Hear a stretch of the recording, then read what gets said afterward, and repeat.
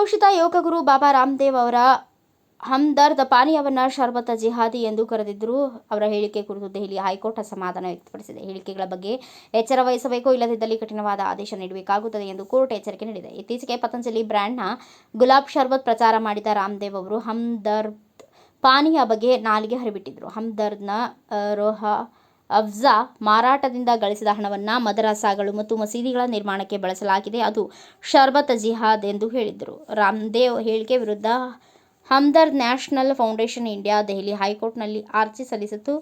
ಆ ಅರ್ಜಿ ವಿಚಾರಣೆ ನಡೆಸಿರುವ ನ್ಯಾಯಮೂರ್ತಿ ಅಮಿತ್ ಬನ್ಸಾಲ್, ಬಾಬಾ ರಾಮದೇವ್ ಅವರ ಹೇಳಿಕೆಯು ನ್ಯಾಯಾಲಯದ ಆತ್ಮಸಾಕ್ಷಿಗೆ ಆಘಾತ ತಂದಿದೆ. ಅವರು ನೀಡಿರುವ ಹೇಳಿಕೆ ಅಸಮರ್ಥನೀಯವಾದದ್ದು. ಇಂತಹ ಹೇಳಿಕೆಗಳ ಬಗ್ಗೆ ರಾಮದೇವ್ ಎಚ್ಚರಿಕೆ ವಹಿಸಬೇಕು, ಇಲ್ಲದಿದ್ದಲ್ಲಿ ಕಠಿಣವಾದ ಆದೇಶ ನೀಡಬೇಕಾಗುತ್ತದೆ ಎಂದು ಎಚ್ಚರಿಕೆ ನೀಡಿದ್ದಾರೆ.